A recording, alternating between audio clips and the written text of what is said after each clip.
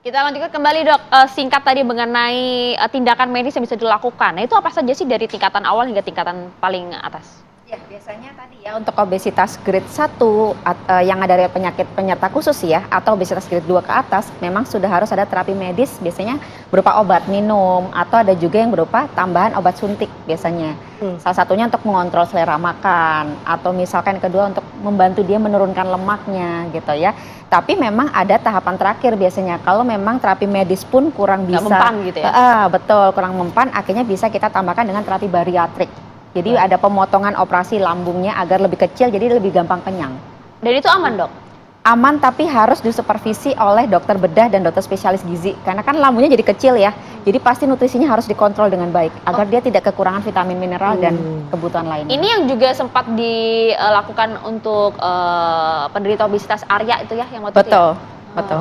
Dan itu memang ngaruh ya dok ya? Ngaruh sekali, betul. Oke, saya mau ke Mas Ristanto lagi. Mas Ristanto, untuk riwayat ya obesitas dari Mas Cipto ini bagaimana sih? Dan apakah gaya hidupnya memang apa namanya? Karena kami kan juga mendengar sempat berprofesi sebagai sopir begitu ya, mungkin kurang istirahat dan lain sebagainya. Gimana Mas Ristanto? Dari SMA ya? Ya, jadi dia itu nggak pernah tidur siang, nggak pernah tidur sore, jadi selalu begadang terus Mas Bayu itu, gitu. Jadi ya mungkin ya pola makannya kalau malam namanya orang begadang kan pasti makan mungkin kan begitu. Itu yang bikin cepat orang ya gede lah gitu kan. Terus masalah minum air es itu nggak ketinggalan itu Mas Bayu. Itu walaupun malam subuh dia pasti minum es, minum yang dingin itu. Seperti itulah maksudnya. Nah, perilaku maksudnya konsumsi makanan, minum memang baru-baru terjadi dalam beberapa tahun atau mungkin dari kecil, dari masa sekolah begitu kan sudah dari remaja ya? Iya. Iya, dari SMA itulah badannya udah gede itu. Udah gede. Cuman ya belum ada penyakit mungkin ya. Setelah udah ada umur gitu, ya timbullah penyakit-penyakit yang itu yang di kaki-kaki itu, maksudnya itu. Yang bikin berat semakin bengkak setiap hari itu. Nah, yang sering begadang, kemudian sering mengkonsumsi minuman dingin. Tapi porsi makannya bagaimana? Ya makannya sih sedikit, ya. Cuman banyak sering makan sering ngemil gitu ya. Tuh. Sering makan. Oke, Mas malam juga makan ya. Nah, Mas Risanto yang mulai ada penyakit di kakinya begitu ya. Kami juga dapat informasi kan sempat ada luka begitu. Itu terjadi mulai kapan, Mas? Itu tahun 2015 itu, Mas Bayu. Itu udah 8 tahun ya? Luka. Iya. Udah sempat dirawat RSUD Tangerang. Cuman pada waktu itu pihak rumah sakit harus dirujuk ke Cipto gitu kan. Jadi cuman kendala karena transportasinya kejauhan, terus biayanya juga kita dipikirin pada waktu itu akhirnya diputuskan untuk dirawat di rumah aja gitu. Sampai sekarang. Gitu. Yang kemarin akhirnya Mas Cipto ini dibawa ke rumah sakit itu momennya ada apa? Ceritanya bagaimana, Mas? Ya seperti saya bilang sebelumnya itu, jadi nggak makan 1 bulan lah ya, kurang lebih 1 bulan itu. Tadinya normal aja Mas Bayu bisa naik motor gitu. Setelah nggak makan dia lemes, gitu kan. Biasa ya? Lemas, pokoknya nggak bisa apa-apa lah gitu. Terus muntah-muntah segala lah gitu kan. Akhirnya ya kakinya nggak kuat itu katanya sakit banget, gitu kan. Akhirnya saya punya inisiatif itu lapor Pak RT, musim Pak RW, kelurahan, nah terus ya pada datang itulah bantu evakuasi ngangkatin gitu. Ya, oke. Saya mau ke Dokter Putri kalau itu dok. Nampaknya beda dengan kasus Arya yang memang porsi makannya berlebih begitu. Nampaknya Mas Cipto ini justru porsinya banget sedikit kok biasa. Hanya memang suka begadang, suka minum dingin dan juga suka nyemil aja gitu. Dan ternyata dampaknya seperti ini. Ya, nah yang harus kita ingat sebetulnya untuk porsi makan itu kan sangat subjektif. Kita bisa tahu dia sedikit atau banyak, ini kan tadi dari penilaian keluarga.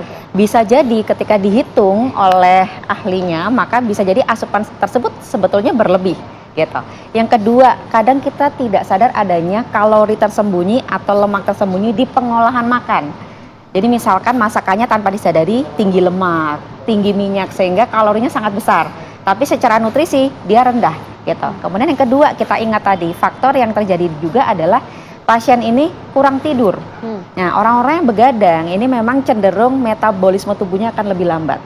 Yang kedua, dia akan memicu produksi hormon lapar yang lebih besar. Makanya tadi disebutkan juga oleh keluarga bahwa orang-orang atau si pasien tersebut yang memang dia sudah obesitas, begadang, dia makannya di malam hari akan banyak. Nah, itu yang kadang kita tidak tertakar jumlahnya, frekuensinya, seperti itu. Oke, dan tadi sering mengkonsumsi minuman dingin, itu dampaknya apa dok? Ya, sebetulnya kalau dari suhu saja ini tidak akan ada efek terhadap obesitas. Tapi air es ini kan orang-orang pada umumnya banyak yang ditambahkan manis-manis ya, sirup atau es teh manis misalkan atau es-es yang lain yang gula tersebutlah yang akan meningkatkan kalori sehingga meningkatkan berat badan orang tersebut. Senang banget es teh manis padahal. Tapi dok, ini dok, mendeteksi ya, gini kalau misalnya Mas Ristanto, Mas Cipto begitu menghubungi pihak RT RW kelurahan untuk mengevakuasi karena Mas Cipto udah lemas gitu ya. Tapi kalau misalnya memang udah minimal kita nggak tahu lah ya gen kita membawa obesitas atau tidak. Mendeteksinya gimana dok? Mungkin dari mulai usia remaja, kemudian sampai mungkin umur 30, 40, ketahuan nggak? Caranya ada nggak? Ya, paling tidak kita tahu dulu status nutrisi kita di mana. Sesimpel kita hitung dengan berat badan kita terhadap tinggi badan kita dalam meter kuadrat. Contoh, misalkan 60 kg dibagi, misalkan tingginya 160. Maka 60 dibagi 1,6 dibagi lagi 1,6. Kalau hasilnya di atas 23, kita artinya sudah overweight. Di atas angka 25, kita sudah mengalami kondisi obesitas. Walaupun tidak ada penyakit penyerta, harusnya ketika kita sudah tahu kita overweight atau obesitas, kita segera menghubungi dokter spesialis gizi untuk bisa segera dibantu pengaturan nih. Karena kadang walaupun lab kita sudah ada gangguan, tapi kadang kita belum merasakan gejalanya. Itu yang akhirnya membuat orang-orang menjadi lebih abai terhadap kondisi status nutrisinya. Oke. Boleh juga nggak dok dijelaskan gitu ketika kayak misalnya Mas Cipto gitu ya dengan obesitas itu mungkin pada saat di rumah lemas dan lain sebagainya. Dampak pada fungsi organ lainnya ada nggak dok? Dari obesitasnya? Dari obesitas itu? Ya, tentu saja ada. Karena kita ingat bahwa obesitas itu kan menggambarkan tingginya massa lemak di dalam tubuh. Kalau lemak itu tinggi, maka akan mengganggu satu, gangguan hormon di kontrol gula darah, resistensi insulin, ada resiko ke arah kencing manis atau diabetes. Atau yang kedua, kalau lemaknya tinggi bisa menumpuk di dinding pembuluh darah sehingga lebih mudah kaku, itu akan memicu peningkatan resiko hipertensi, kemudian resiko terhadap penyakit jantung, stroke dan lain-lain gitu. Otomatis bisa juga menumpuk ke organ-organ lain, misalkan penumpukan di lemak, di usus dan lain-lain yang pasti akan mengganggu fungsi tubuh dan juga kesehatan pasien tersebut. Iya, tentu kan nanti usai Mas Cipto kemudian kembali dari proses perawatan kembali ke rumah kan ada hal-hal yang harus dijaga nih. Mas Ristanto mungkin ada nggak yang mau ditanyakan ke Dokter Putri? Silahkan. Ya, mau bertanya dokter itu ya supaya apa caranya biar diet itu seperti apa itu, minta anjurannya aja gitu, caranya gimana gitu, apa mengurangi gizi apa gimana Bu dokter itu? Ya baik, ya baik, terima kasih.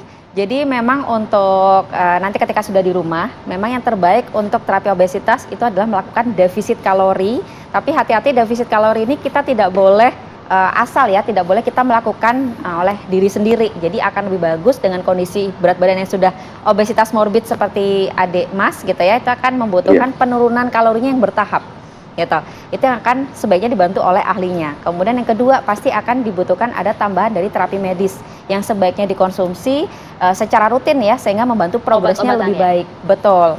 Dan juga memang saat ini kan sulit bergerak ya, jadi boleh dibantu nanti dari rumah sakit edukasi bagaimana cara olahraga menggerakkan badan dalam kondisi tirah baring misalkan. Oke, karena kalau dalam kondisi tadi seperti Mas Ristanto sampaikan defisit kalori. Nah, bahasanya mungkin gampangnya gini dok, saya ngebayangin defisit kalori. Yang boleh dimakan apa, yang nggak boleh dimakan apa gitu kira-kira dok? Ya, pada umumnya yang boleh dimakan tetap harus gizi seimbang. Ada karbohidratnya, nasi boleh, tapi kalau memang ada pilihan nasi merah, nasi coklat itu akan menjadi pilihan yang lebih baik karena lebih mengenyangkan ya, seratnya lebih tinggi. Protein tidak boleh kurang, tapi ingat protein ini usahakan agar rendah lemak. Jadi usahakan agar kulitnya tidak dimakan, tidak memilih jeroan gitu ya. Pilih bagian dada dibanding paha, otomatis itu akan membuat efek yang lebih bagus untuk penurunan berat badannya. Padahal biasanya rebutannya di kulit ya.